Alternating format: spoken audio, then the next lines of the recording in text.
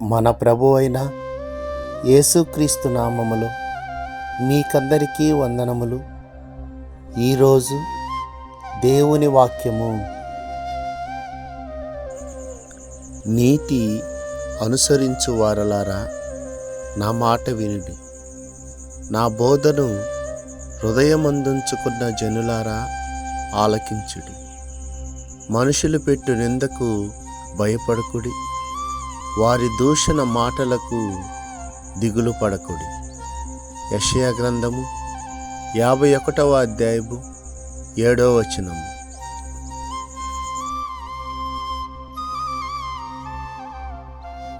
ఈ దినము దేవుని కృప మనకందరికీ తోడై ఉండును గాక.